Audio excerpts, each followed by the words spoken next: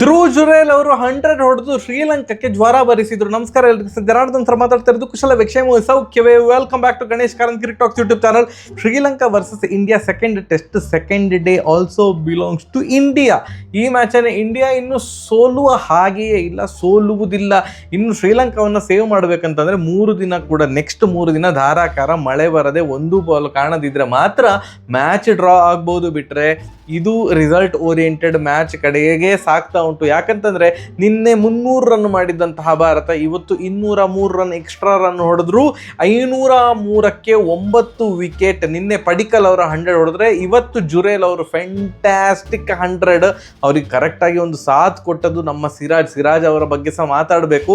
And of course Pant, ನಿನ್ನೆ injury ಆದಂತಹ ಪಂತ್ ಇವತ್ತು ಆಡ್ತಾರ ಇಲ್ವಂತೆಲ್ಲ ಭಾರಿ ಒಂದು ಕುತೂಹಲ ಇತ್ತು. ಅವರು ಬಂದು ಆಡಿ ಅವರೊಂದು 63 ರನ್ ಹೊಡೆದು, ಮತ್ತೆ ಗೊತ್ತುಂಟಲ್ಲ ಅವರಾಗೆ ವಿಕೆಟ್ ಒಪ್ಪಿಸೋದು. ಸೊ ಅವರ ಬಗ್ಗೆ ಸಹ ಮಾತಾಡುವ. ಆ್ಯಂಡ್ ಶ್ರೀಲಂಕಾದ ದಿನದ ಆಟದ ಅಂತ್ಯಕ್ಕೆ 2 ವಿಕೆಟ್ ಹೋಗಿದೆ. ಇನ್ನು ಸಹ ಸಿಂಗಲ್ ಡಿಜಿಟಲ್ಲೇ ಇದ್ದಾರೆ. 8 ರನ್ನಿಗೆ 2 ವಿಕೆಟ್ ಕಳೆದುಕೊಂಡಿದ್ದಾರೆ. ಇನ್ನು ಸಹ 495 ರನ್ ಹಿಂದೆ ಇದ್ದಾರೆ ಭಾರತಕ್ಕಿಂತ.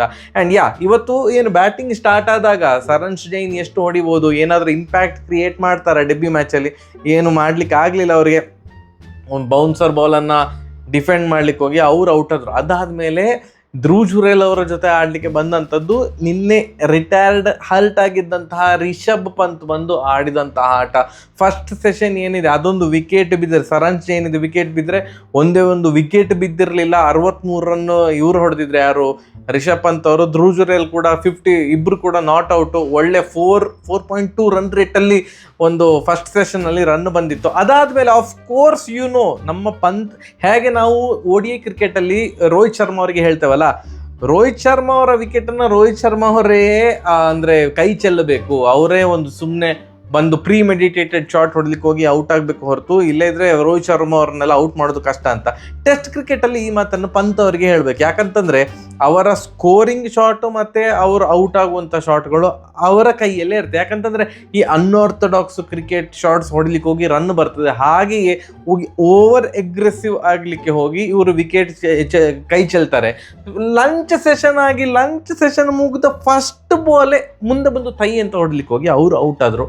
63 ರನ್ನಿಗೆ ಔಟ್ ಆದರು. ಬಟ್ ಅವರು ನಮ್ಮ ಒಂದು ಟೆಸ್ಟ್ ಕ್ರಿಕೆಟ್ ಅಂತ ಬಂದಾಗ one of the key players ಅಂತಂದರೆ ಅದು ಖಂಡಿತ ರಿಷಬ್ ಪಂತ್, ಅದರಲ್ಲಿ ಡೌಟೇ ಇಲ್ಲ. ಆ್ಯಂಡ್ ಭಾರತದ ಟೆಸ್ಟ್ ಕ್ರಿಕೆಟ್ ಇತಿಹಾಸದಲ್ಲಿ ವಿಕೆಟ್ ಕೀಪರ್ ಬ್ಯಾಟ್ಸ್ಮನ್ ಅಂತ ಬಂದಾಗ the greatest.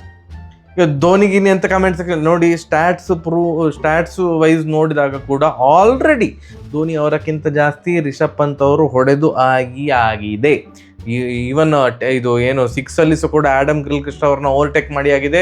The great McCullum ಅವರು ಮನ್ಸು ಬಂದಾಗೆ 6 ಹೊಡ್ತಿದ್ರಲ್ಲ, ಅವ್ರದ್ದು ರೆಕಾರ್ಡನ್ನು ಕೂಡ ಇನ್ನು ಸ್ವಲ್ಪ ದಿನದಲ್ಲಿ ರಿಷಬ್ ಪಂತ್ ಅವರು ಏನು ಬ್ರೇಕ್ ಮಾಡ್ತಾರೆ. ಟೆಸ್ಟ್ ಕ್ರಿಕೆಟ್ ಅಂತ ಬಂದಾಗ ಒಂದು ಇಂಪ್ಯಾಕ್ಟ್ಫುಲ್ ಪ್ಲೇಯರ್ ಖಂಡಿತವಾಗಿ ಸಹ ರಿಷಬ್ ಪಂತ್. ಬಟ್ ಅವರು ಎಷ್ಟು ಒಂದು 12 ಏನೋ 90 ಸ್ಕೋರಲ್ಲಿ ಔಟ್ ಆಗಿದ್ದಾರೆ. ಹೀಗೆ ಒಟ್ರಾಶಿ ಹೊಡಿಲಿಕ್ಕೆ ಹೋಗಿ ಔಟ್ ಆದದ್ದು, ಅದೆಲ್ಲ ಒಂದು ಸೆನ್ಸಿಬಲ್ ಆಗಿ ಆಡಿದರೆ ಎಷ್ಟು 100 ಆಗ್ತಾ ಇತ್ತು. ಅಷ್ಟು ಕ್ಯಾಲಿಬರ್ ಇರುವಂಥ ಆಟಗಾರ ಹೀಗೆ ವಿಕೆಟ್ ಕೈ ಚೆಲ್ಲಿದಾಗ ನಮ್ಗೆ ನಿಜವಾಗ್ಲೂ ಸಹ ಬೇಜಾರಾಗ್ತದೆ. ಅವರು 63 ರನ್ ಹೊಡೆದು ಔಟ್ ಆದರು. ಅದಾದಮೇಲೆ ಸಿರಾಜ್ ಅಣ್ಣ ಒಂದು ಇದು ಏನು ಮಾನವ್ ಸುತಾರ್ ಕೂಡ ಒಂದು ಚಂದದ ಪಾರ್ಟ್ನರ್ಶಿಪ್ ಜುರೇಲ್ ಅವ್ರ ಜೊತೆ, ಅವರೊಂದು 18 ರನ್.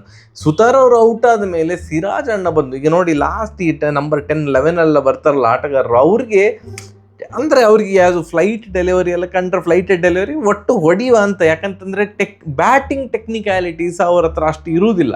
ಸೊ ಫ್ಲೈಟ್ ಬಾಲೆಲ್ಲ ನೋಡಿದ ಕೂಡಲೇ 6 ಹೊಡೆಯುವ ಅಂತ ಒಂದು ಮನಸ್ಸಾಗ್ತದೆ. ಬಟ್ ಆ ಒಂದು ಟೆಂಪ್ಟೇಷನ್ ಅನ್ನು ಸಹ ಎಲ್ಲ ಕಂಟ್ರೋಲ್ ಮಾಡಿಕೊಂಡು, ಇಲ್ಲ ಜುರೇಲ್ ಅವ್ರದ್ದು 100 ಆಗಲಿ ಅಂತ ಅಂದ್ಕೊಂಡು ಡಿಫೆಂಡ್ ಮಾಡಿ ಧ್ರುವ್ ಜುರೇಲ್ ಅವರು ಒಂದು 100 ಹೊಡೆಯುವಾಗ ಮಾಡಿದರು. 100 ಹೊಡೆದ ಮೇಲೆ ಆ ಒಂದು ಜುರೇಲ್ಗಿಂತ ಜಾಸ್ತಿ ಖುಷಿ ಆದದ್ದು ಸಿರಾಜ್ ಅಣ್ಣನಿಗೆ. ಸಿರಾಜ್ ಅಣ್ಣ ಬಂದು ಏನು ಹಗ್ ಮಾಡಿದ್ದು ಖುಷಿಯಲ್ಲಿ.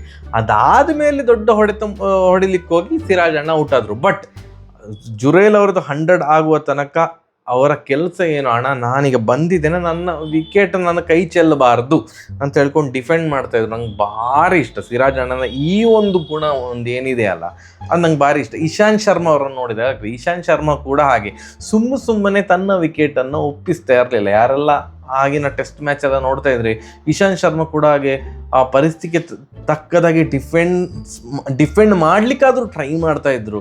ಅಂದರೆ ಆ ಒಂದು ಸುಮ್ಮನೆ ವಿಕೆಟನ್ನು ಒಪ್ಪಿಸ್ತಾ ಇರಲಿಲ್ಲ. ಬಟ್ 503-9 ಜುರೇಲ್ 115 ರನ್ ಹೊಡೆದು ನಾಟ್ ಔಟ್ ಆಗಿದ್ರು. ಇವನ ಪ್ರಸಿದ್ಧ ಕೃಷ್ಣ ಅವರನ್ನು 4 ಕೂಡ ಹೊಡೆದ್ರು ಕವರ್ ರೀಜನ್ ನಲ್ಲಿ. ಅದಾದ್ಮೇಲೆ ಇನ್ನೇನು ಮಳೆ ಸ್ಟಾರ್ಟ್ ಆಗ್ತದೆ, ದಿನದ ಆಟ ಮುಗಿತದೆ ಅಂತ ಅನ್ನೋ ಕರೆಕ್ಟ್ ಟೈಮಿಗೆ ಅದು ವಿನ್ ಡಿಕ್ಲೇರ್ ತರನೇ ಬಿಡಿದು ಡಿಕ್ಲೇರ್ ಕೊಟ್ಟರು. ಆ್ಯಂಡ್ ಒಂದು 3 ಓವರ್ ಆಡಲಿಕ್ಕೆ ಶ್ರೀಲಂಕಾಕ್ಕೆ ಸಿಕ್ಕಿತ್ತು. 3 ಓವರಲ್ಲಿ ಆಲ್ರೆಡಿ 2 ವಿಕೆಟ್ ಬಿದ್ದಾಗಿ ಆಗಿದೆ. 1 ಓವರ್ ಸಿರಾಜಣ್ಣ ಹಾಕಿದ್ದು, 1 ಓವರ್ ಪ್ರಸಿದ್ಧ ಕೃಷ್ಣ ಅವರು ಫಸ್ಟ್ ಬಾಲಲ್ಲಿ ವಿಕೆಟ್ ತೆಗೆದ್ರು. ಮಾನವ್ ಸುತಾರ್ 3ನೇ ಓವರ್ ಹಾಕಿದ್ರು. ಅವರು ಕೂಡ ನೈಟ್ ವಾಚ್ಮನ್ ಅನ್ನು ಲಾಸ್ಟ್ ಬಾಲಲ್ಲಿ ಔಟ್ ಮಾಡಿ ಹಾಕಿದ್ದಾರೆ. 8 ರನ್ನಿಗೆ 2 ವಿಕೆಟ್ ಹೋಗಿ ಆಗಿದೆ. ಈಗ ನನಗೆ ಏನಂತಂದ್ರೆ, ನಾಳೆ ಶ್ರೀಲಂಕಾ ಹೇಗೆ ಬ್ಯಾಟಿಂಗ್ ಮಾಡ್ತದೆ, ಅದ್ರ ಜೊತೆಗೆ ಡೆಬ್ಯೂಟೆಂಟ್ 33 ವರ್ಷದ ಸರಂಜ್ ಜೈನ್ ಅವರಿಗೆ ಬೌಲಿಂಗ್ ಅವಕಾಶ ಆದರೂ ಸಿಗ್ತದಾ ಅದು ಗೊತ್ತಿಲ್ಲ. ಯಾಕಂತಂದ್ರೆ ನೋಡಿ, ಅವ್ರು ಎಷ್ಟಂದ್ರೆ ಥರ್ಡ್ ಸ್ಪಿನ್ನರ್ ಈಗ ತಂಡದಲ್ಲಿ ಇರೋದು. ಮೇನ್ ಸ್ಪಿನ್ನರ್ ಆಗಿ ಮಾನವ್ ಸುತಾರ್ ಮತ್ತೆ ಇವರಿದ್ದಾರೆ, ಈ ಜೋಡಿ ಯಾವುದು ನಮ್ಮ ರವೀಂದ್ರ ಜಡೇಜಾ ಜೋಡಿ ಇದೆ. ಅದಾದಮೇಲೆ ಇವರು ಬರೋದು. ಅವರಿಗೆ ಬೌಲಿಂಗ್ ಸಿಗುವ ಮುಂಚೆ ಏನಾದರೂ ಇವರೆಲ್ಲ ವಿಕೆಟನ್ನು ತೆಗೆದ್ರೆ, ಫಸ್ಟ್ ಆಫ್ ಆಲ್ ಏಜ್ ಆಗಿದೆ, 33 ವರ್ಷದಲ್ಲಿ ಈಗ ಡೆಬ್ಯೂ ಮ್ಯಾಚ್ ಆಡ್ತಾ ಇರೋದು ಸರಂಜ್ ಜೈನ್. ಅವರಿಗೆ ಬೌಲಿಂಗ್ ಸಿಗ್ತದ, ಅವ್ರು ಯಾವ ಥರ ಬೌಲ್ ಹಾಕ್ಬೋದು ಅಂತ ನನಗೊಂದು ಏನೋ ಕೆಟ್ಟ ಕುತೂಹಲ. ಯಾಕಂದರೆ ಮಾನವ್ ಸುತಾರ್ ಜಸ್ಟ್ 24 ಇಯರ್ಸ್, ಇನ್ನು ತುಂಬ ಲಾಂಗ್ ಕರಿಯರ್ ಉಂಟು. ಸರಂಜ್ ಜೈನ್ ಆಲ್ರೆಡಿ ಅವ್ರದ್ದು ಪಾಪ ಎಷ್ಟು ವರ್ಷ ಮುಗಿದಾಯ್ತು, ಇನ್ನೊಂದು 4 ವರ್ಷ ಆಡ್ಬೋದು ಹಬ್ಬ ಅಂದರೆ ಕ್ರಿಕೆಟ್. ಸೊ ಅವರು ಯಾವ ಥರ ಬಾಲ್ ಹಾಕ್ತಾರೆ, ಅವರು ಎಂಥ ಇಂಪ್ಯಾಕ್ಟ್ಫುಲ್ ಬೌಲಿಂಗ್ ಮಾಡ್ಲಿಕ್ಕೆ ಆಗ್ತದ. ಇವನ್ ಪ್ರಾಕ್ಟೀಸ್ ಮ್ಯಾಚಲ್ಲಿ ಸಹ ಅವ್ರಿಗೇನು ವಿಕೆಟ್ ಸಿಕ್ಕಿರಲಿಲ್ಲ, ಹೇಗೆ ಬೌಲ್ ಹಾಕ್ತಾರೆ ಅಂತ ನೋಡಬೇಕು. ಅವರಿಗೆ ಬೌಲಿಂಗ್ ಅವಕಾಶ ಸಿಗಲಿ, ಅವರಿಗೆ ವಿಕೆಟ್ಗಳು ಸಿಗಲಿ ಅಂತ ನಾನೊಂದು ಆಶಿಸ್ತೇನೆ. ನೋಡೋ ನಾಳೆ ಎಂತ ಆಗ್ತದೆ ಅಂತ. ನಾಳೆ ವಿಡಿಯೋ ಬರ್ತದೆ. ಸರಿಯಾಗಿದೆ, ಬರುವ. ನಮಸ್ಕಾರ.